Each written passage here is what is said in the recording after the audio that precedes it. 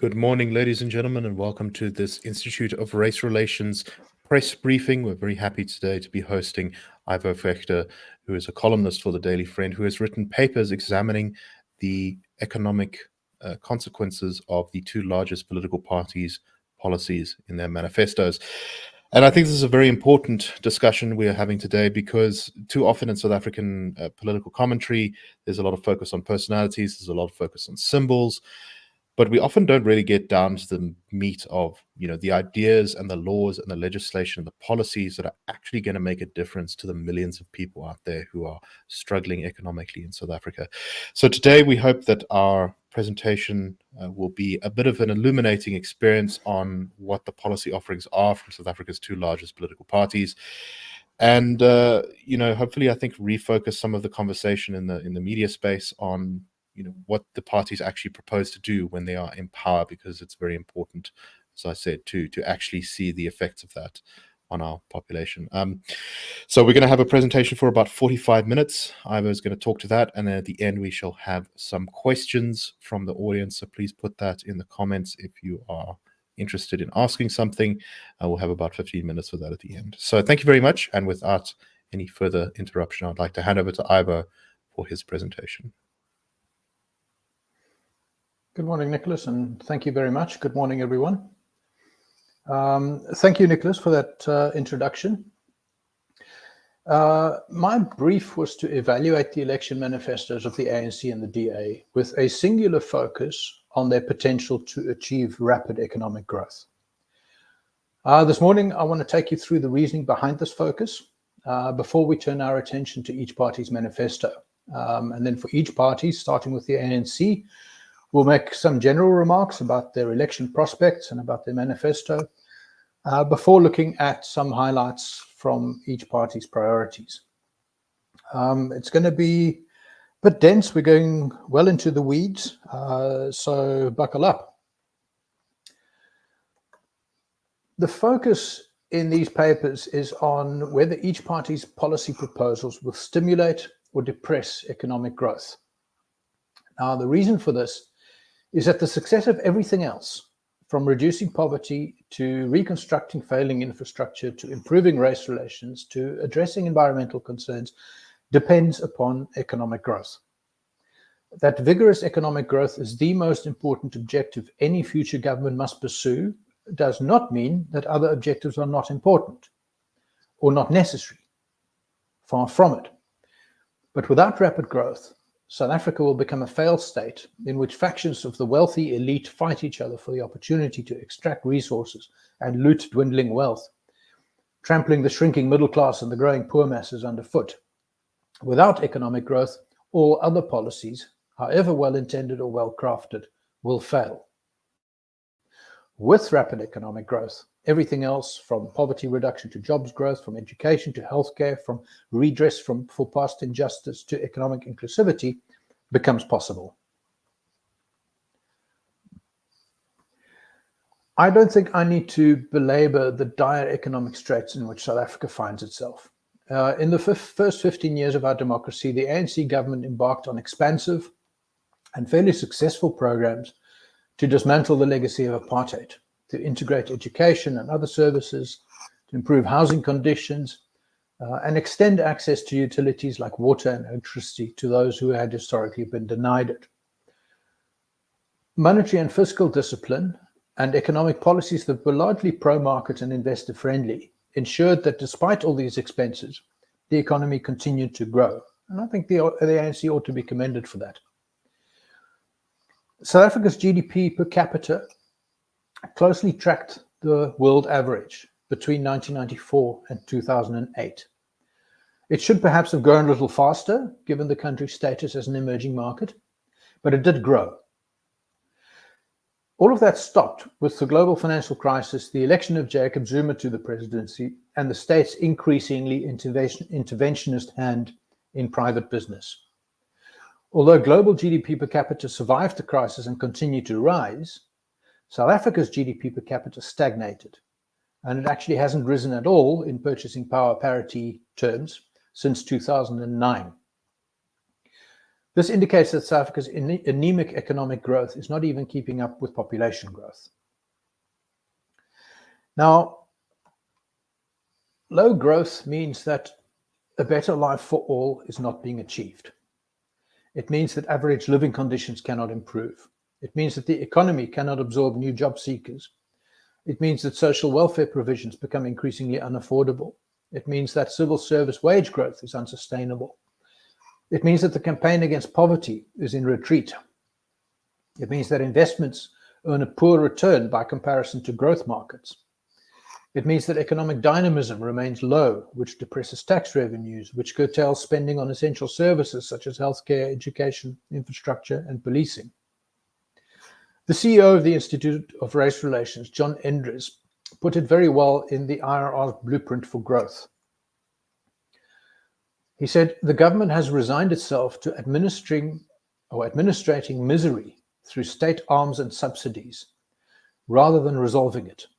The main objective of the South African government should be to eliminate poverty by increasing prosperity.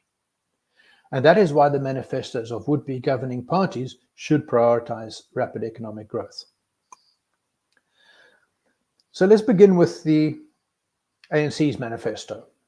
It is unlikely, but not impossible, that the ANC will retain a national majority. It is very unlikely that an opposition coalition will unseat the ANC. The most likely outcome is an ANC-led coalition, either with rats and mice if it gets close to 50%, or with one or more larger parties if it gets closer to 40%.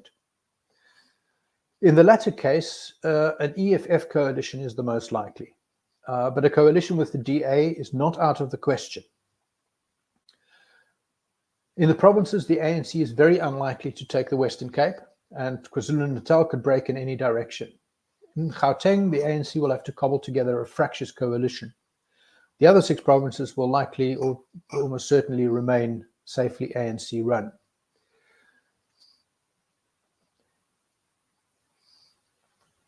The ANC manifesto is not a manifesto of change. It is a manifesto of continuity. It essentially says we will do better, we will do more, we will do it faster, together. It seeks to speed up transformation and recommits itself to the hitherto unrealized aspirations of the National Development Plan, which is to eliminate poverty and reduce inequality by the now very ambitious date of 2030. In listing its achievements, it engages in some sleight of hand. By benchmarking achievements against 1994, it conceals that progress has largely been limited to the first 15 years of ANC rule and has stalled since.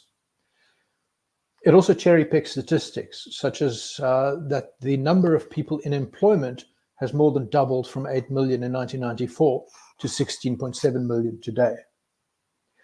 Such claims gloss over the fact that the party's policies have been unsuccessful for years, that unemployment and crime have reached world record levels, and that inequality has increased on the ANC's watch.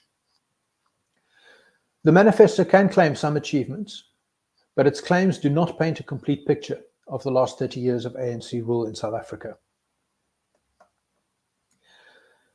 The South African Communist Party, which provides the intellectual leadership in the Tripartite Alliance, has endorsed the ANC manifesto, saying it had an important hand in writing it. The Labour Federation COSATU has been highly critical of the ANC's underperformance and corruption.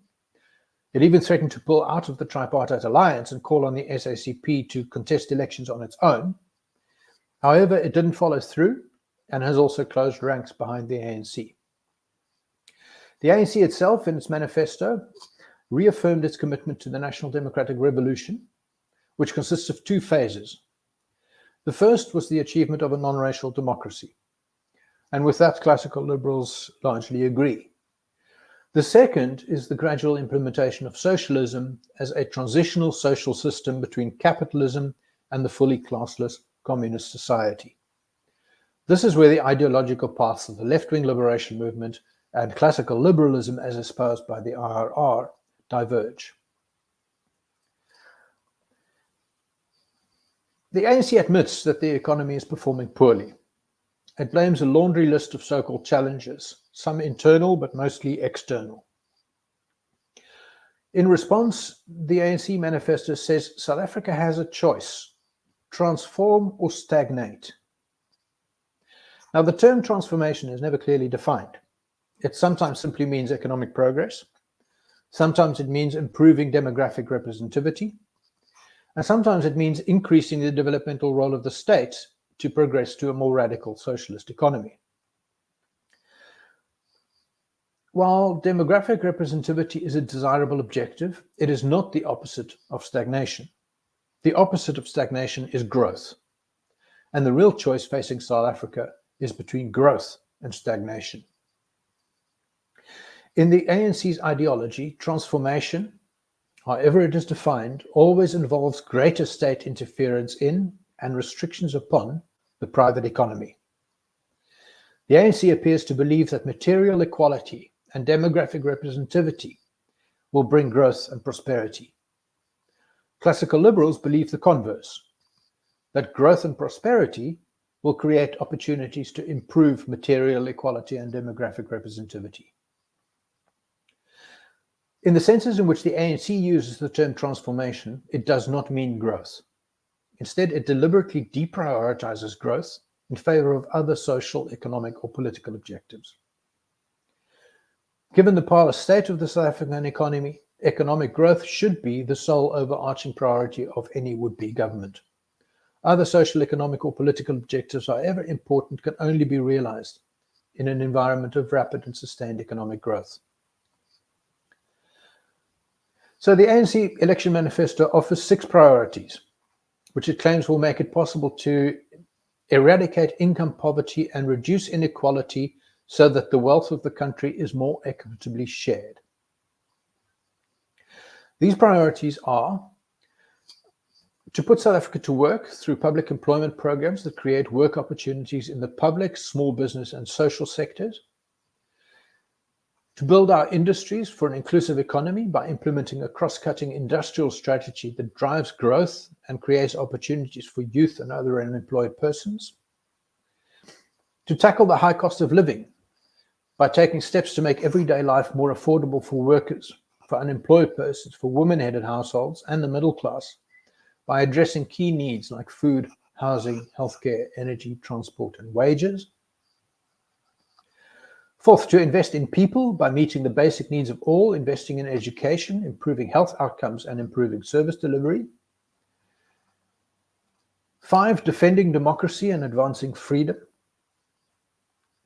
And the 6th one is to build a better Africa and world by supporting development and peace efforts on our continent and across the world, strengthen trade and investment links with other countries, and work towards the reform of international bodies. There is little that is new here, and little that the ANC has not promised before. In its 58 pages, the manifesto mentions growth only 7 times, often qualified with adjectives that suggest conditionality on other socio-political objectives. The ANC manifesto report covers each of these 6 priorities and whether they support or undermine economic growth in detail. This morning, I'll touch on a few highlights.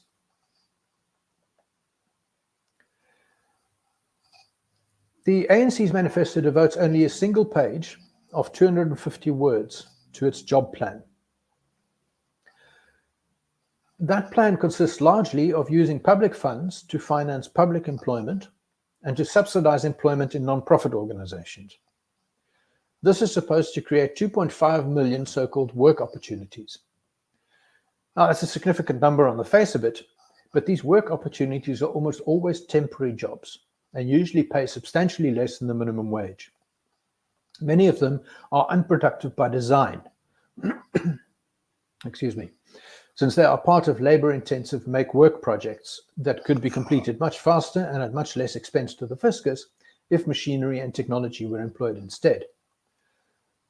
The ANC says it will, quote, engage the private sector on job creation, unquote.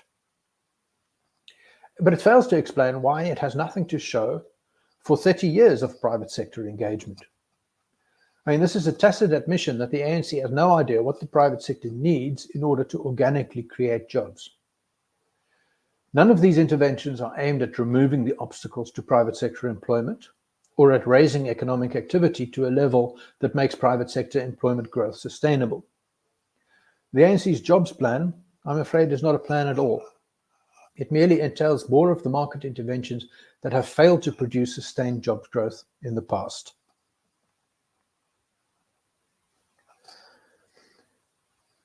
The next priority is not to build our industries to achieve economic growth, but to build our industries to achieve an inclusive economy. That an inclusive economy is desirable is not in doubt. That it can be achieved without first prioritizing growth, however, is a delusion. The ANC promises to use very familiar industrial policy tools. It will, it says, quote, consolidate industrial and sectoral master plans into a comprehensive industrial policy to drive localization, unquote. Now, South Africans are very well acquainted with the ANC's master plans. None of them have been particularly successful. In most of these planned industries, exports have fallen sharply, import protection remains necessary, growth has been stagnant, and domestic prices have remained high, and in some cases, major companies have been closing. Instead of picking winners, the government has picked losers, and the people of South Africa are paying premiums to prop up uncompetitive, inefficient industries as a result. More of the same industrial planning will not turn South Africa's industrial fortunes around. Neither will localization. The belief that developing economies are harmed by free trade and should persist with import substitution and protectionism in pursuit of a more self-sufficient economy is a relic of the 1960s. Pursuing self-sufficiency, instead of letting markets find the most efficient means of satisfying wants and needs, can only serve to depress economic growth. The apartheid government learned this lesson the hard way back in the 80s. It seems we must learn this lesson all over again. There are numerous other red flags in the industrial policy section of the ANC manifesto. The ANC proposes to revive and reinvigorate labor-intensive industries, not by removing obstacles to their flourishing, but by relying more heavily upon its powers of expropriation. If the ANC does wish to see these sectors grow, the IR Blueprint for Growth says that restoring secure property rights is at the top of a list of necessary policy reforms, followed by other reforms that also fly in the face of ANC ideology, such as reforming labor legislation to create a more flexible and less costly market for labor. There are vague promises in the manifesto to use monetary policy, including interest and exchange rates, as well as expansionary fiscal policy to pursue development goals. This is a signal that the independence and mandate of the central bank may be under threat, which in turn raises the spectre of hyperinflation. Some of the ANC's promises are simply commitments to fix broken infrastructure, as if that broken infrastructure wasn't a consequence of ANC policies, neglect, and corruption in the first place. The manifesto says that funding will be raised for these infrastructure programs and industrial interventions from prescribed assets, progressive tax reforms, that is, taxing the rich, and unspecified other measures.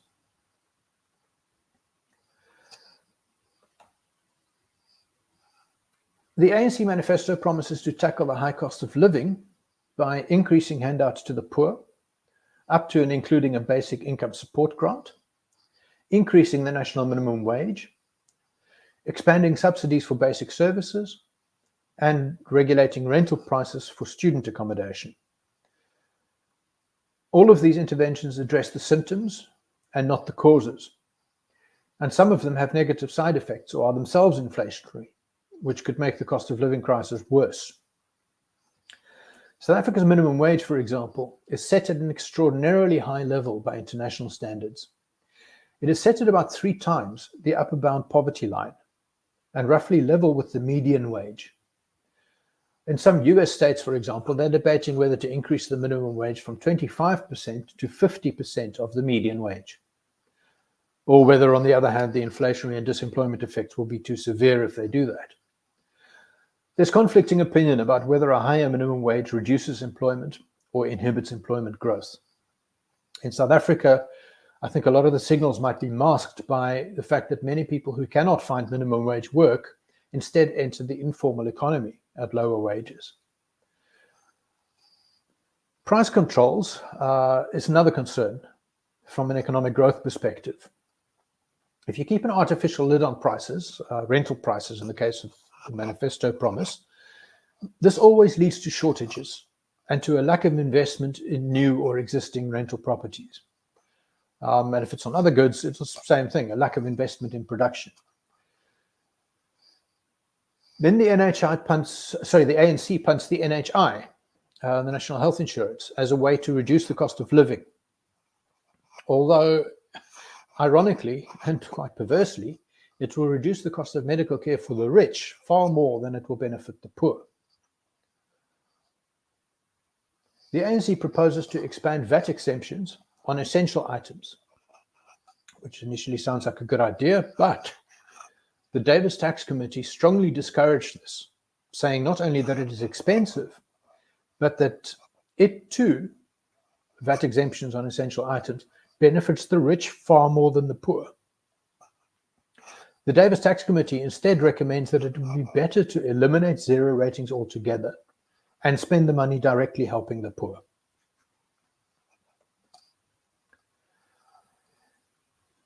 The section on investing in people promises to perform, well, some of the most basic functions of an effective government, functions which the ANC-run government has hitherto delivered only very sporadically. It promises to help failing municipalities and hold officials to account, although it has a poor record in both cases. The same can be said for the ANC's boilerplate commitments to education and fostering science, technology, and innovation. It has always made these commitments, but offers no detail on how it will do things differently in future. It again promises to invest in industrial policy programs and to support innovation in specific industries. Now, the International Monetary Fund looked at industrial policy mostly in connection with developed countries, which are also falling prey to this temptation. It strongly discourages trying to pick winners through industrial policy. It recommends that developed countries focus more on investing in fundamental research that may have applications across industry. For developing countries, it says they can obtain much larger productivity dividends with policies that promote the diffusion of technologies developed elsewhere. The first heading under Defending Democracy and Advancing Freedom deals with crime and corruption. It repeats promises about increased police visibility and staffing from the 2019 manifesto, which were broken. The 2024 manifesto does little to analyze the causes of dysfunction in the police, the prosecuting authority, or the courts. It also appears to lack an understanding that ideological policy choices such as cadre deployment, preferential procurement, and black economic empowerment lie at the root of both organizational dysfunction and crime itself. Curbing South Africa's high crime rate and strictly limiting corruption are both essential to fostering rapid economic growth. So the ANC's commitments in this regard are very much appropriate. But these commitments are nothing new. And there's little indication in the ANC manifesto about how the party intends to achieve these objectives this time around. There is doubt, therefore, about its ability to implement the necessary reforms. The manifesto claims that the ANC is taking action against corruption. But numerous figures implicated by the Zondo Commission remain in senior government or civil service positions or on the ANC's party list for this election. The ANC brags in its manifesto about recovering 8.6 billion rand. But that pales into insignificance compared to the more than 500 billion rand that President Ramaphosa himself said state capture cost the country. Again, we are left with promises we've heard before and very little confidence of dramatic changes after the 2024 elections. The same is true for the manifesto bromides about the developmental state and moral regeneration. We've heard this talk for over 25 years. The moral regeneration movement dates back to the Mandela era. Without changes in ideology or changes in policies, how can we expect any changes in outcomes?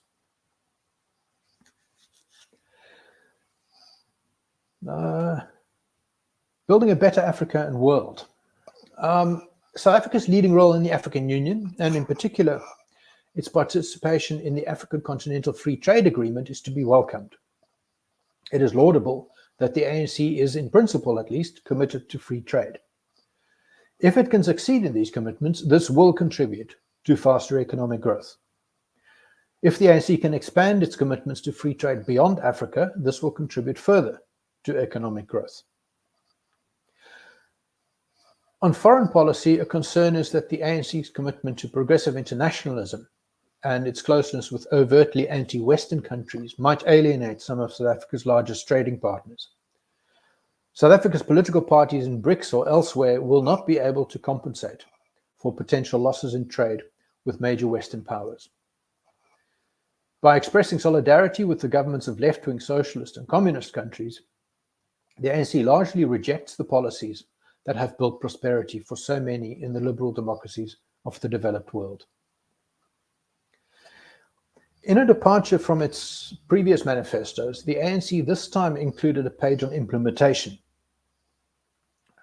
Aligning manifesto objectives with planning, targets, and budgets at all levels of government is intended to raise the likelihood that the promises in the manifesto are fulfilled instead of forgotten.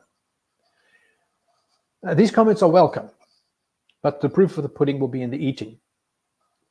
Whatever the ANC promises to do, it will still take a vigilant press, a vigilant civil society, and a vigilant judiciary to hold an ANC-dominated legislature and executive to account. So in conclusion, the ANC manifesto promises continuity.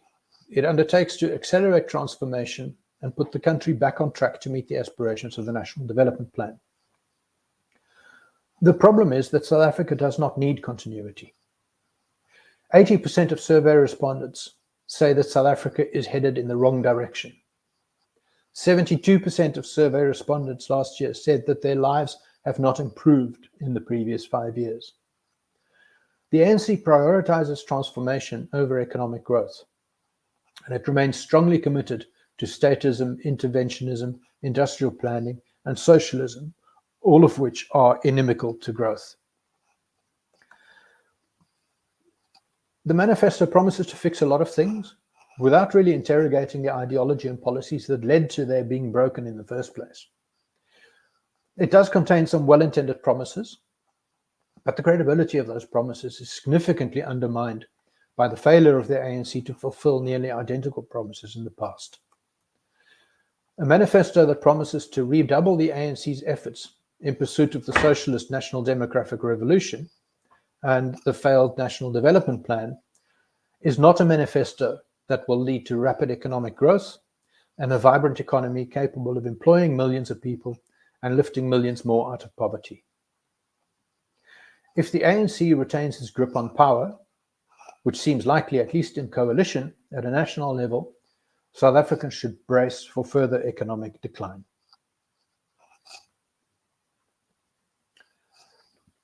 Give me a minute.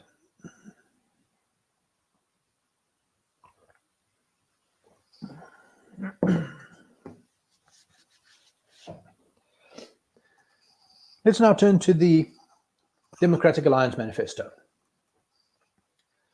The DA envisions itself as the anchor tenant in a coalition governed by the multi-party charter. The likelihood of such a coalition winning the national election, I'm afraid, is virtually nil. Should it do so, however, the DA may be forced to modify or drop some of the commitments it makes in its manifesto, even though the shared policy positions of the MPC parties are broadly consistent with those of the DA.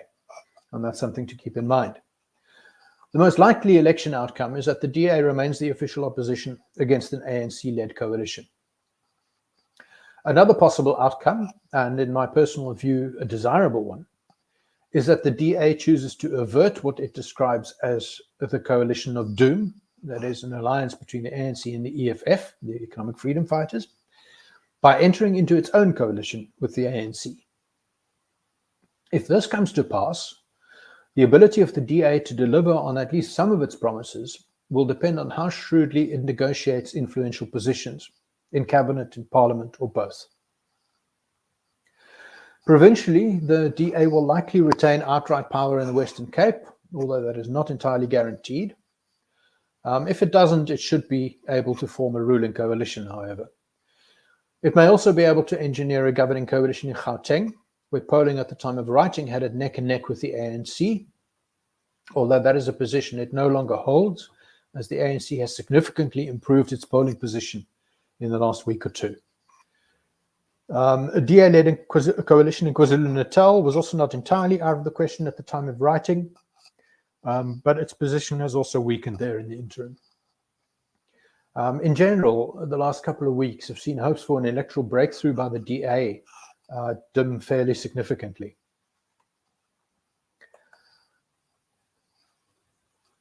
Since its 2020 policy conference, in the wake of its disappointing showing in the 2019 elections, led by the then head of policy of the DA, Gwen Ngwenya, who is an alumnus of the Institute of Race Relations, the DA has held principles that are largely consistent with the classical liberalism that the Institute of Race Relations espouses.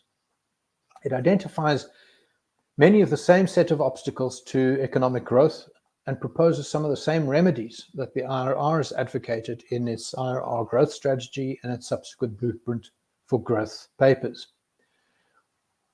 It explicitly recognizes the harms of state control and state failure and proposes to build a capable state that will free the economy, the private economy, to create employment and growth. This is very welcome.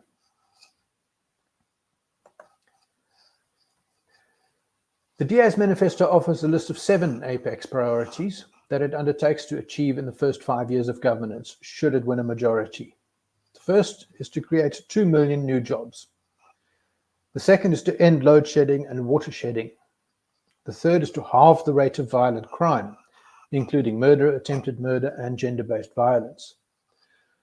The fourth is to abolish cadre deployment in favor of merit-based appointments and a capable state that delivers for all. Number 5 is to lift 6 million people out of poverty. Number 7 is to triple the number of grade 4 learners who can read for meaning. And number 7 is to ensure quality healthcare for all, irrespective of economic status. All of these priorities are necessary in and of themselves, and most are either necessary for or compatible with achieving rapid economic growth led by the private sector. They are not sufficient, however. In particular, no priority is specifically dedicated to setting an economic growth target, and the entire manifesto only uses the word growth 6 times, which is 1 less than the ANC manifesto used it. And in my view, this reflects insufficient prioritization of this very essential objective.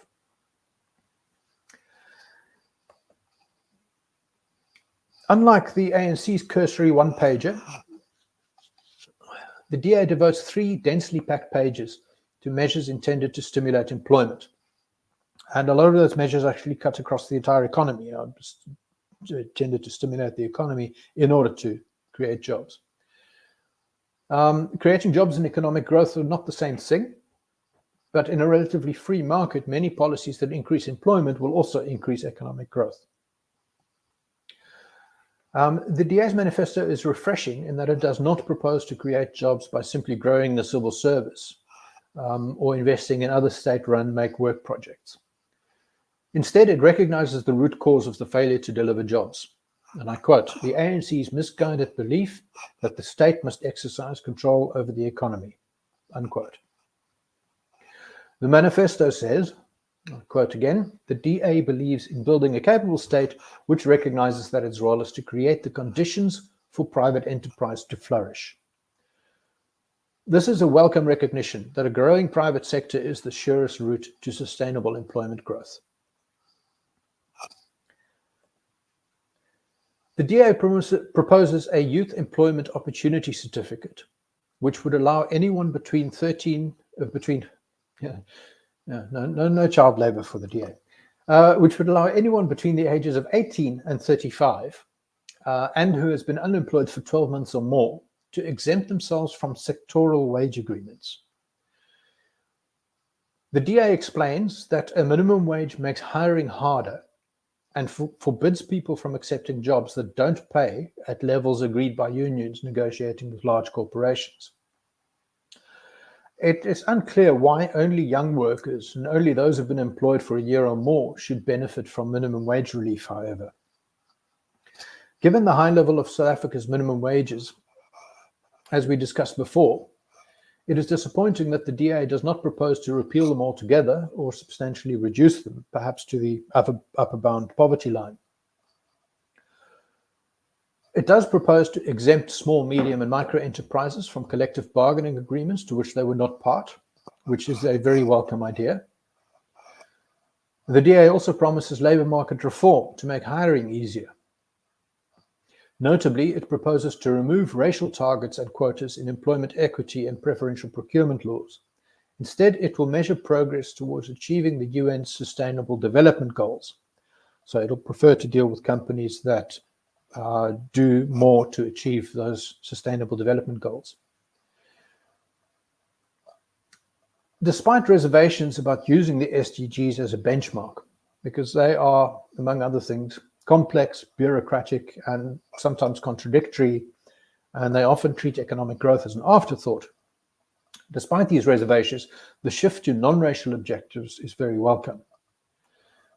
The DA's proposal is similar, if not identical, to the concept of economic empowerment for the disadvantaged, which the Institute of Race Relations proposed in a 2017 report and has since continued to develop. The DA also includes tax proposals in its section on employment. It proposes no new taxes in read my lips fashion.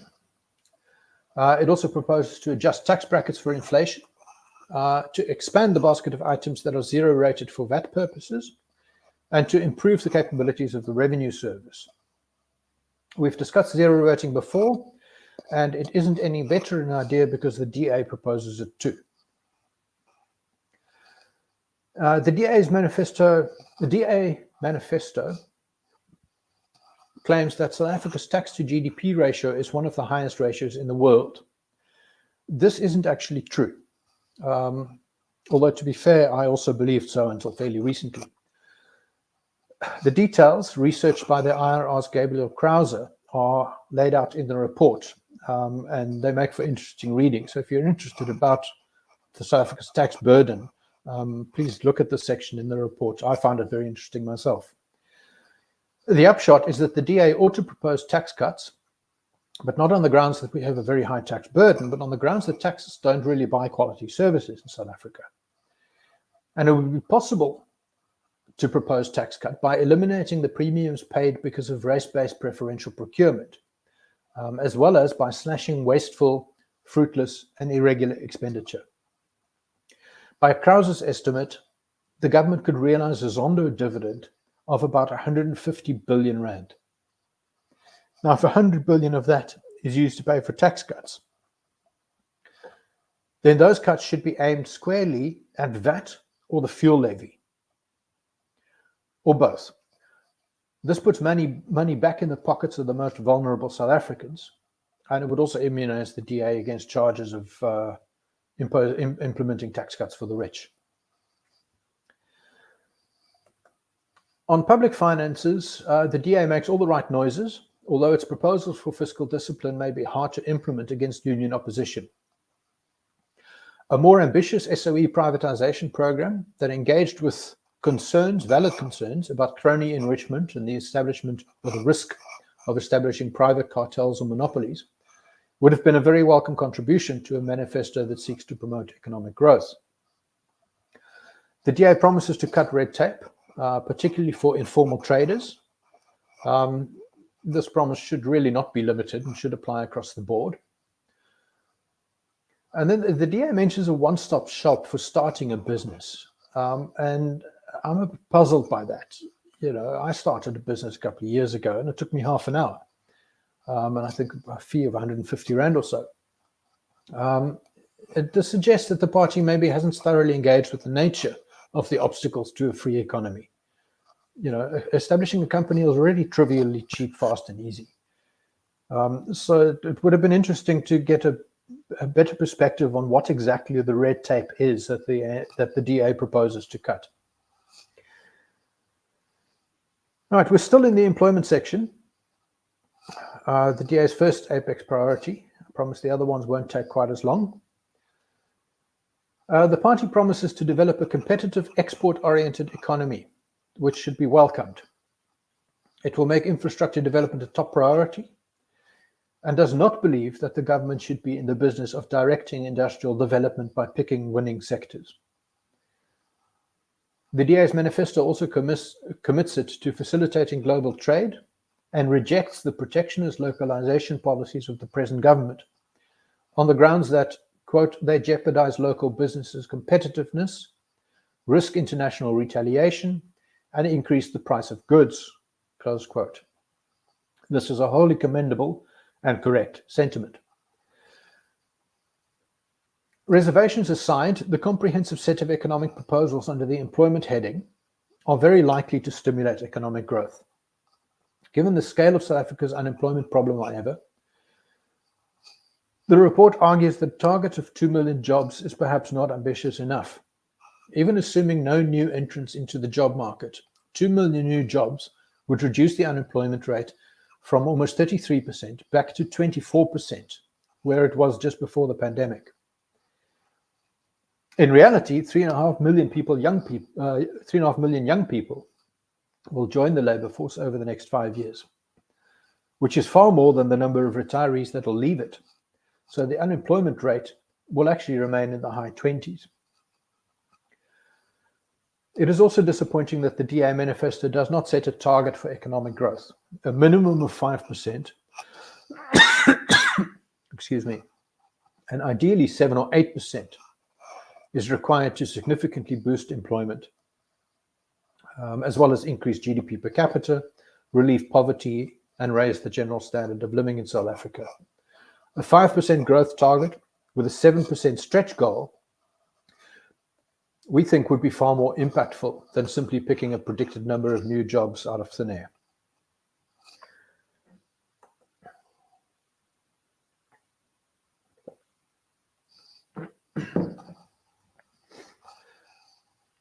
Nobody will disagree with the DA that load shedding constitutes the most significant threat to South Africa's social and economic stability.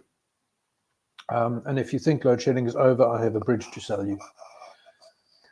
The party blames state-led power generation, which is subject to cadre deployment, chronic mismanagement, and corruption, and proposes to unbundle and restructure Eskom to establish an open electricity market, which ought to be positive for economic growth.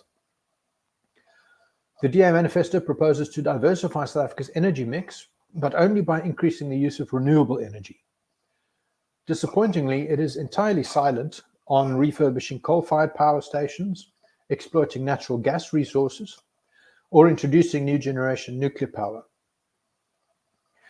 The DA's commitment to achieving net zero carbon emissions really ought to be secondary to the commitment to stimulate economic growth.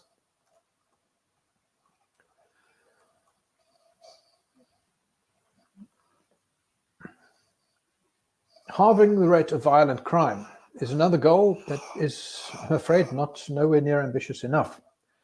Halving the murder rate, for example, would leave South Africa in the top 20 in the world, level with Nigeria and Brazil. This report agrees that overcoming the scourge of escalating crime is essential to stimulate economic growth, however. And the DA correctly identifies numerous problems that besets the police, the National Prosecuting Authority, and the State Security Agency. However, its headline solution to decentralize policing is surprisingly flimsy. This might work in the Western Cape, which is where this idea originated, but there are precious few competent local and provincial governments around the country that can take over these functions from the national government. So we're a bit puzzled because it's not really that sort of comprehensive proposal that we would have expected. That said, the DA's other proposals on improving the police and the justice system are excellent.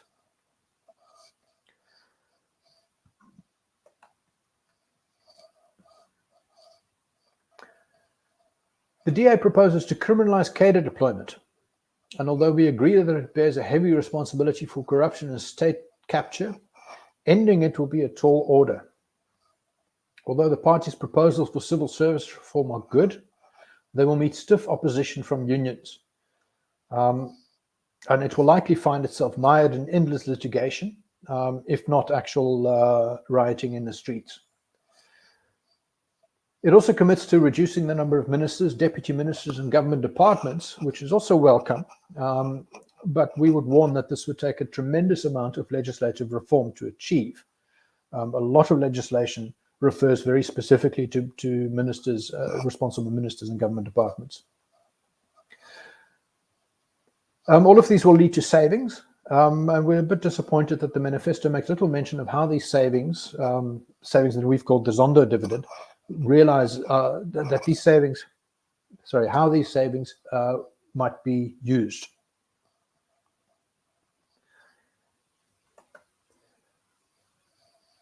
The next section is about lifting 6 million people out of poverty. It reprises some of the ideas raised in the first section on employment. Property rights gets a brief but welcome mention in this section. The DA says that land policies have been largely ineffective and have failed to increase the number of South Africans who own the land on which they live. I couldn't agree more.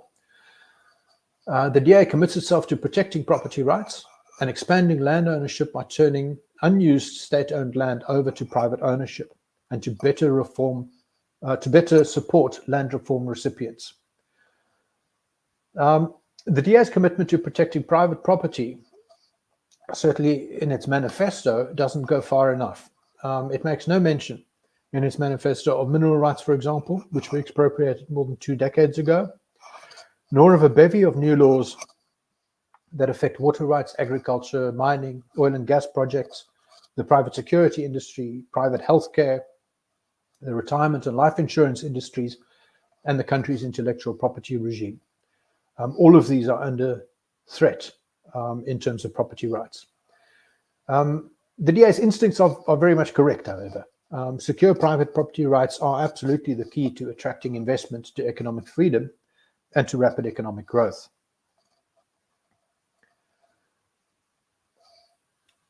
The DA proposes to maintain most social grants, but increase the child support grant by 250 Rand to the food poverty line of 760 Rand, and add a job-seeking requirement to what is now the social relief of distress grant. Now, a lot of people think that poverty relief is just a burden on the fiscus, and redistribution is a drag on the economy, and in some ways that might be true, but poverty relief can also be a stimulus to an economy by increasing consumer spending and putting people in a better position to escape poverty and become more productive. It would also be political suicide to slash welfare for the poor.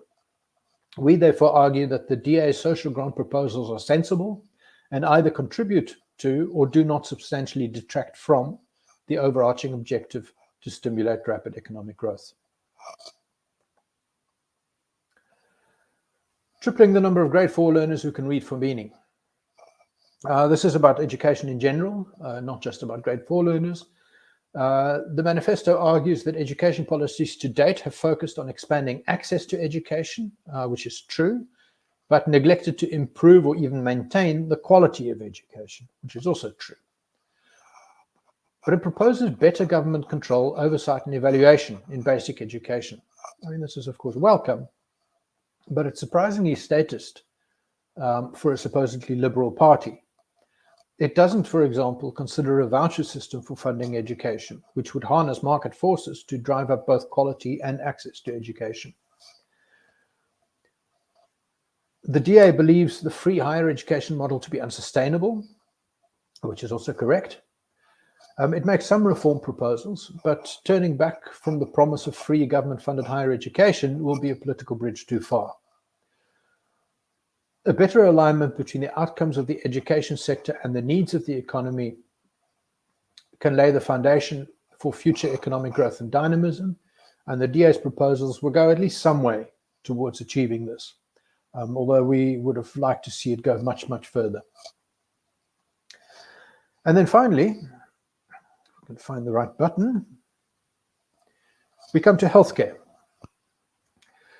The DA claims to be, quote, committed to universal access to healthcare for all citizens, close quote. But it rejects national health insurance and centralized planning as the means to achieve this. Like with education, its own proposals are surprisingly interventionist in nature, however, and rely heavily upon the status quo of prescribed minimum benefits and non-discrimination based on health status and just improving public hospitals. It doesn't propose allowing medical schemes to offer low-cost insurance options, which the present government has been blocking for over 20 years. It does propose to establish a state-owned secondary insurer, a reinsurance company to which all medical schemes would be required to subscribe. The DA does make several good proposals that will likely improve the performance of government-run hospitals, but its approach to the private healthcare sector is a bit mystifying. As with education, the DA does not include a market-based proposal, such as healthcare vouchers, for example, to improve access to and quality of healthcare services.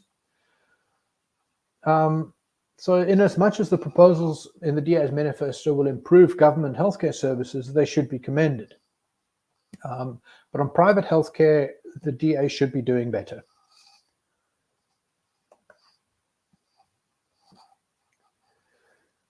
Overall, the manifesto of the Democratic Alliance for the National and Provincial Elections of 2024 is a fairly growth-friendly document that will, if implemented, achieve significant improvements in South Africa's economic performance. It does not strongly prioritize economic growth in and of itself, however, and this lack of focus leads to several oversights, in our view. Many of the DA's proposals will prove to be easier said than done. That said, the broad thrust of the manifesto is consistent with classical liberal principles, which we believe are essential to fostering economic growth. And much of it agrees, loosely speaking, with the problems and proposed solutions identified by the IRR in a series of papers focused on rekindling economic growth in South Africa. Despite a few notable lapses, the DA's manifesto contains a wealth of good intentions and ideas. The party's economic policy instincts generally distrust government control and embrace free enterprises and the power of markets, and that's great for economic growth. This is to be commended. It bodes well for the economic growth prospects of South Africa or its provinces under any future government in which the DA might play a leading or influential role. And that's it. Thank you for your patient attention. Thank you very much, Ivo. So we'll have an opportunity to discuss some questions now. And the first one that I can see here is about the sort of what's most important in this. So it's often said that no plan survives contact with the enemy, and that politics is the art of the possible. And considering that both the ANC and, in the unlikely event that somehow the DA gets into government, it's going to be through the form of a coalition. What do you think are the most important priorities of their manifestos should they focus on here? If they have to make cuts and compromises in other areas, what do you think will have the most sort of bang for buck in terms of policy? I think probably the most important one is just to focus on deregulating a lot of the private sector, removing obstacles in the way of private sector growth. At the moment, we've seen a lot of large companies leave South Africa. Companies have been complaining a lot about the cost of employment, the difficulty of hiring people when you frankly can't fire them. So removing those obstacles to private sector growth, I think any policy that touches on that should really be a priority. And in the case of the DA, its alliance party, its multi-party coalition partners, they wouldn't oppose that. They wouldn't obstruct that. What would be difficult is reform in the civil service, and reform there is very necessary.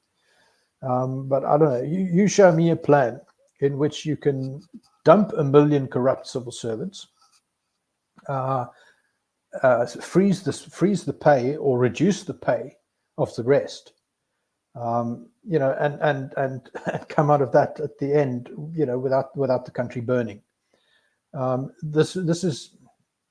These are great ideas, and they need to happen, absolutely, but they are not easy. And I'm not sure that any party really has the power and the public support, for that matter, to be able to push through intentions like that. So this is where I think good intentions and good policies will most likely be blocked.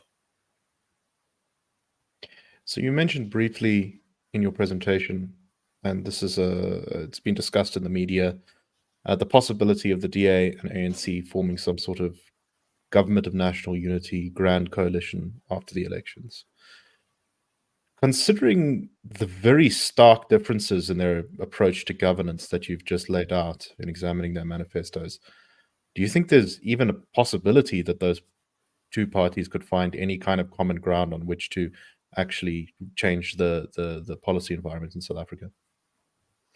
Look, it'll be difficult, and frankly, I think an ANC EFF coalition is far more likely.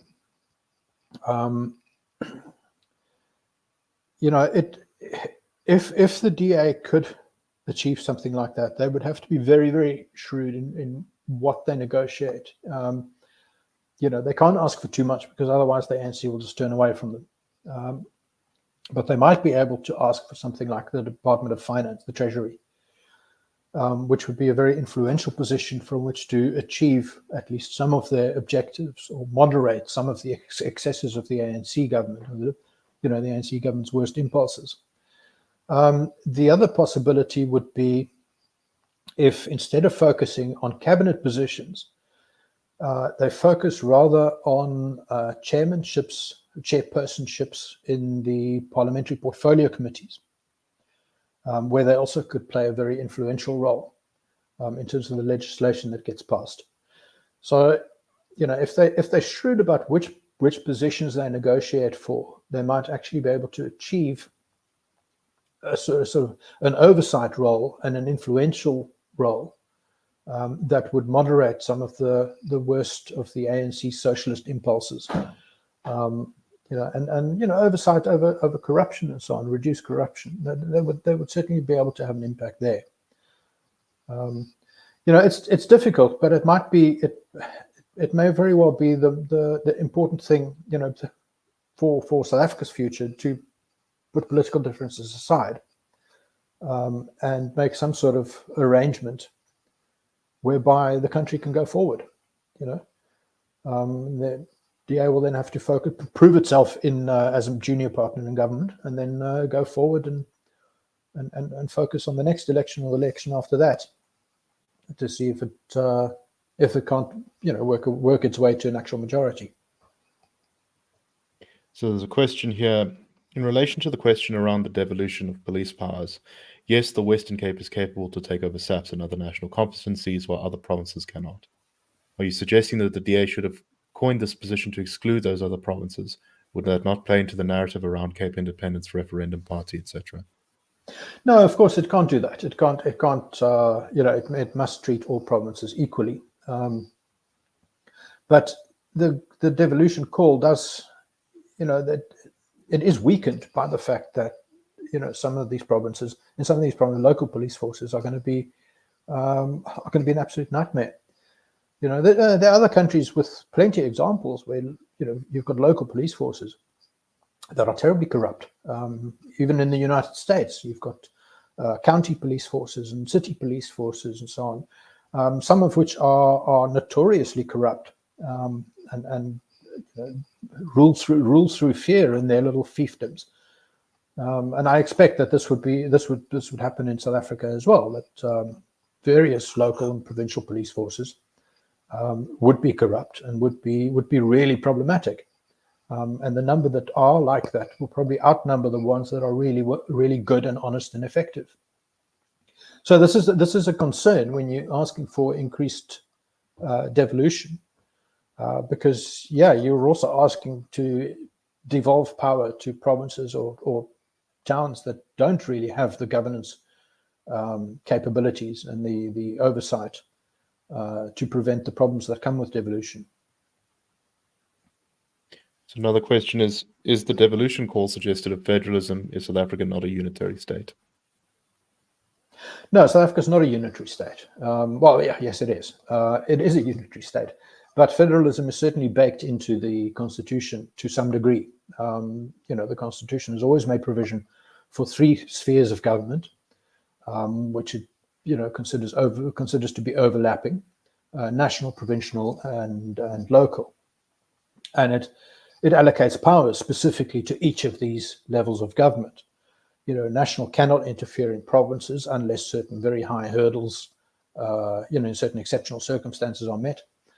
And the same with provinces. It's for a province to interfere in the management of a municipality takes exceptional circumstances. It can't just willy-nilly override what municipalities do in local governments. So there's absolutely a federal structure to the South African Constitution within a unitary state. So it's entirely possible to, within the Constitution, to devolve more powers, like policing, for example. All right, I think we're going to do one more question. This question is, isn't it more important for the DA to remain in opposition from which it can control its future? If it fails in coalition with the ANC, it will die. Shouldn't it exercise patience? I sympathize with that view. There's also the view that, look, maybe we must let the ANC and the EFF burn this country to the ground, because the sooner that happens, the sooner they'll get kicked out, and we can start the slow and laborious process of rebuilding.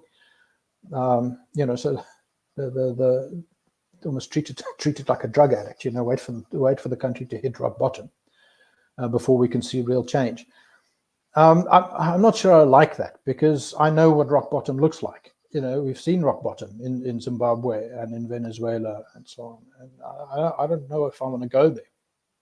So I quite like the idea of the DA actually stepping in as a junior partner in government to actually hold the ANC accountable, and to at least act as a watchdog, and have some sort of influence on government going forward.